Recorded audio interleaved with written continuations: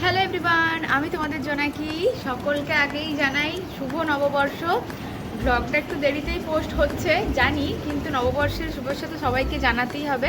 তো চলে এসেছি আজকে নববর্ষর ব্লগ নিয়ে। সকালবেলা আমি রেডি হয়ে গিয়েছি, দেখো এটা হচ্ছে আমার ফাইনাল লুক। তোমরা দেখেছিলে এই কুর্তিটা। তো এখন যাব আমি বাপের বাড়ির ওখানে মেলা হয়, তো সেখানেই যাব। তো চলো তোমরা ব্লগটা পুরোটা দেখতে থাকো। ইন্ট্রো তো দেওয়া হলো, এবার বেরোনোর পালা। আমি ব্যাগ গুছিয়ে একদম রেডি হয়ে নিচে যেতেই দেখলাম বর্মশাই ঠিক সময়েই আমাকে নিতে চলে এসেছে। তবে নববর্ষের দিন বাপের বাড়ি যাচ্ছি, খালি হাতে তো আর যাওয়া যায় না, তাই ভাবলাম সাথে করে কিছু নিয়ে যাই। নববর্ষের দিন যা গরম পড়েছিল তাতে মিষ্টি খাওয়ার ইচ্ছেটা কারোরই তেমন ছিল না, তাই ভাবলাম মিষ্টির বদলে সবার জন্য ঠান্ডা ঠান্ডা স্প্রাইট নিয়ে নিই। এই গরমে এর চেয়ে ভালো উপহার আর কী বা হতে পারে বলো। হাতে ঠান্ডা স্প্রাইটের বোতল আর মনে এক রাশ আনন্দ নিয়ে আমাদের যাত্রা শুরু হলো। গ্রামের এই মেঠো পথ, দুপাশে সবুজ মাঠ আর রোদের তেজটা আজ যেন একটু বেশিই করা। তবে বাপের বাড়ি যাওয়ার টানে এই রোদ্দুরটাও যেন আর গায়ে লাগছে না। মনে হচ্ছে কতক্ষণে পৌঁছাবো।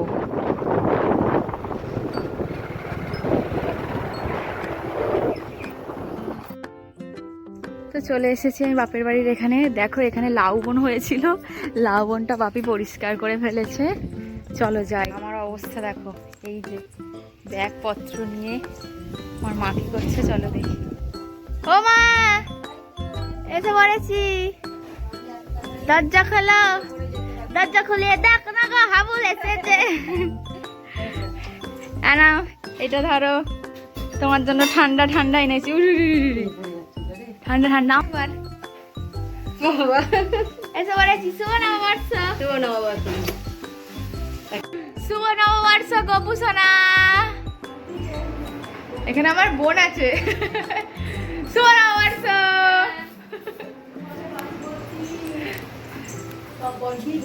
কাকিমাদেরকে সবাইকে বলে দিয়েছি শুভ নববর্ষ। তো চলো এবার মায়ের কাছে যাই, আগে চেঞ্জ করব জামা কাপড়, তারপর এখানে কাকিমাও আছে রান্না করছে। তো মা কাকিমাদের সাথে গল্প আর আড্ডা তো হলোই, এবার কিন্তু পেটে কিছু দেবার পালা। এই গরমে সকালের খাবারটা বাপের বাড়িতে বসে ঠান্ডা বাতাসের নিচে জমিয়ে করলাম, আলুর দম আর মুড়ি। উফ, এর যে শান্তি আর কিছুতে নেই। বাড়ির সবার সাথে হাসি গল্প করতে এই খাওয়া দাওয়ার স্বাদ যেন আরও বেড়ে যায়। মনে হচ্ছিল যেন ছোটবেলার দিনগুলোই ফিরে গেছি। পেট পুজো তো হলো, এবার একটু কাজের কাজ করা যাক। বাপের বাড়ির এই দিকটার ব্যাকগ্রাউন্ডটা এত সুন্দর যে লোভ সামলাতেই পারলাম না, তাই ভাবলাম ঝটপট কয়েকটা রিলস ভিডিও বানিয়ে ফেলি। সুন্দর জায়গার সাথে ভালো একটা গান হলে কিন্তু মন্দ হয় না, কি বলেন? তো যাই হোক, তোমরা তো দেখেইছো আমি এখানে রিলস অলরেডি পোস্ট করে ফেলেছি। কেমন হয়েছে অবশ্যই তোমরা জানাবে।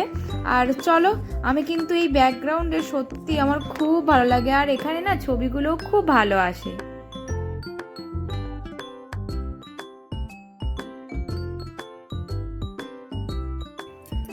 আমি রিলস ভিডিও বানাচ্ছিলাম, তো ভিডিও কমপ্লিট হয়ে গেছে। চলো এবার জামাটা চেঞ্জ করি, প্রচণ্ড গরম।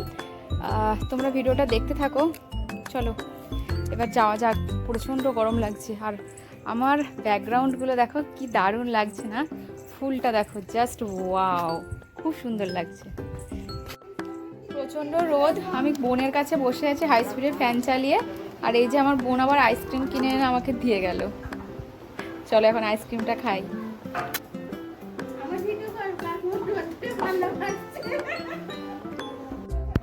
বাইরের রোদ্দুরটা দেখো খালি, আজকে বোধহয় 40-এর ওপর টেম্পারেচার হয়ে গেছে। এত রোদ, পুরো একদম আকাশ পরিষ্কার আর রোদ খা খা করছে। আমি এতক্ষণ আমার বোনের কাছে গিয়ে আর বসেছিলাম। তো এবার দুপুরের সময় হয়ে গেছে, এবার আমি খাওয়া দাওয়া করবো। আর প্রচণ্ড গরম লাগছে আজকে, প্রচণ্ড। আমি বাপের বাড়ি থেকে এখানে এসে এক বেলাতেই কালো হয়ে গেছি। চলো দুপুরে লাঞ্চে কি করবো সেটা তোমাদের শেয়ার করছি। একটা কথা তো তোমাদের বলতেই হয়, বাপের বাড়িতে জামাই আর মেয়েদের আদর কিন্তু কখনোই কম হয় না। মা আজ দুপুরের জন্য একদম এলাহি আয়োজন করেছে। গরম গরম ভাত, তার সাথে আলু ভাজা, বেগুন ভাজা, আছে ধুঁদুল আলুর তরকারি, আর আমার পছন্দের বাটা মাছের ঝাল। তবে উৎসবের দিন চিকেন কষা না হলে কি চলে? আর শেষ পাতে এই গরমের স্বস্তি, মায়ের হাতের স্পেশাল আমের চাটনি আর পাঁপড়। মেনুটা দেখেই জিভে জল চলে আসছে, তাই না? এত কিছু রান্না করেছে, এত পদের ভিড়ে কোনটা ছেড়ে কোনটা খাই বলো তো।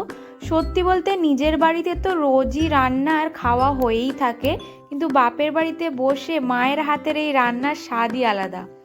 গরমকে তুড়ি মেরে উড়িয়ে দিয়ে এখন জাস্ট কবজি ডুবিয়ে খাওয়াটা উপভোগ করছি। চলো তোমরা দেখতে থাকো। খাওয়া দাওয়া তো হয়ে গেছে, তোমাদের সঙ্গে শেয়ার করলাম। তো এবার একটু রেস্ট নেব, তারপর বিকেলবেলা কি করব সেটা তোমরা অন্য একটা ব্লগে দেখতে পারবে। এখন ঘুমাই, বিকেলে উঠে ব্লগটা শেষ করব আর নতুন করে একটা ব্লগ শুরু করব। বন্ধুরা, তোমরা এই গিরগিটিটাকে লক্ষ্য করো। ও এই সাইডের এই লম্বা যে সিঁড়িটা আছে, মানে রেলিংটা, পাতটা, ওটা দিয়ে না উঠে ও এরকম এক ধাপ করে লাফিয়ে লাফিয়ে উঠছে। মানে ভাবা যায় মানুষের মতো কিন্তু পশু পাখিরাও আছে অনেকেই গবেট টাইপের, সেটারই প্রমাণ আমি আজকে নিজের চোখে দেখলাম। আমি সেই থেকে দেখছি, ওই তো ওপরটাতে উঠে আছে, আমি অনেকক্ষণ থেকে লক্ষ্য করছি ওর সেই একই কাজও করছে। ওরকম একটা সিঁড়ি লাফিয়ে লাফিয়ে উঠছে। এই নিচে থেকে এই এতগুলো সিঁড়ি ও লাফিয়ে লাফিয়ে উঠেছে, তোমরা ভাবতে পারছো? এই দেখো, দেখতে পাচ্ছ, স্বচক্ষে প্রমাণ তোমাদের দিলাম। সেই থেকে ওরকমটাই করে যাচ্ছে। তো যাই হোক, আমি বিকেলবেলা শোবো বলে তো ভেবেছিলাম, ঘুমানো আর হয়নি গরমের জন্য। তো যাই হোক, এই ব্লগটা তাহলে এখানেই এন্ড করছি। তোমাদের যদি এই ভিডিওটা ভালো লেগে থাকে তাহলে তোমরা অবশ্যই একটা like, comment, share and subscribe করে দিও। দেখা হচ্ছে নেক্সট কোনো ব্লগে। বিকেলবেলা থেকে আবার একটা নতুন ব্লগ শুরু করব, তো সেটা মনে হয় তোমরা আগেই দেখবে। তো বাই বাই বন্ধুরা, দেখা হচ্ছে নেক্সট ব্লগে, টাটা। ভিডিওটা আমি এন্ড করতে গিয়ে আমার বোনের একটা কথা শুনে আমার খুব হাসি পেলো। তোমাদের গিরগিটিটাকে দেখালাম, আমি আমার বোনকেও ডাকতে গেছি। ওই যে ও বলছে কি, এসে দেখেই দিদি মনে হচ্ছে গিরগিটিটা মেয়ে গিরগিটি। সবাই বলে মেয়েদের বুদ্ধি হাঁটুতে থাকে, গিরগিটারও বুদ্ধি হাঁটুতে আছে। মানে কি, ও নিজেই মেয়ে হয়ে নিজেই বলছে মেয়েদের বুদ্ধি হাঁটুতে থাকে। তো যাই হোক, ফানি জিনিস একটা তোমাদের সঙ্গে শেয়ার করলাম।